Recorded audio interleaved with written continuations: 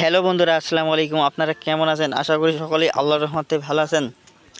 তো আজকে আমি বরাবর মতো খুবই একটি ভিডিও নিয়ে আলোচনা করব। তো বন্ধুরা, এই ভিডিওটি থেকে যদি আপনারা অনেক কিছু জানতে পারবেন এবং এই কচু শাকটি দেখতে পাচ্ছেন, এই কচু শাক খেলে বন্ধুরা আপনারা কেমন উপকার পাবেন তা আমাদের এই ভিডিওটির মধ্যে পেয়ে যাবেন।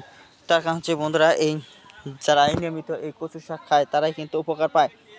তো বন্ধুরা, আপনারা অনেকে বিভিন্ন ধরনের সুস্বাদু পুষ্টিকর খাবার খাচ্ছেন, তারপরে বন্ধুরা আপনাদের স্বাস্থ্যের উন্নতি হচ্ছে না।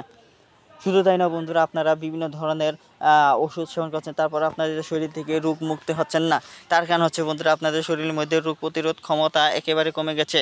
তো বন্ধুরা, আগের থেকে 5 গুণ রোগ প্রতিরোধ ক্ষমতা বৃদ্ধি করতে চাইলে বন্ধুরা অবশ্যই আপনাকে নিয়মিত কচু শাক ভাজি করে বা বন্ধুরা সিদ্ধ করে তারপর বন্ধুরা তরকারি খেতে হবে।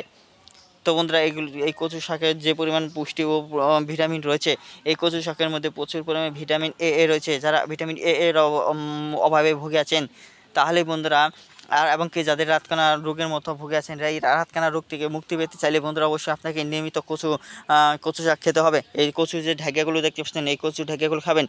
বন্ধুরা, আপনারা কিন্তু এই বিভিন্ন ধরনের ওষুধি গাছ কিংবা বন্ধুরা বিভিন্ন ধরনের শাকসবজি নিয়ে বন্ধুরা আপনারা অবহেলা করেন।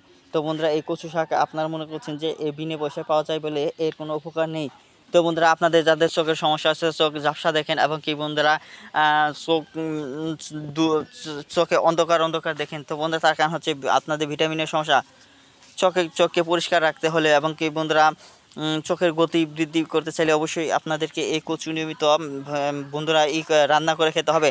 বন্ধুরা, কচু রান্না করবেন কিভাবে, ভালো করে সিদ্ধ করে নেবেন এই ঢাকিয়াগুলো। তারপর বন্ধুরা সিদ্ধ করার পর আপনারা এই কি মাছ দিয়ে বা দিয়ে খাবেন, আপনার মুখে রুচি ফিরে আসবে খুব সহজে। ধন্যবাদ আপনাদেরকে।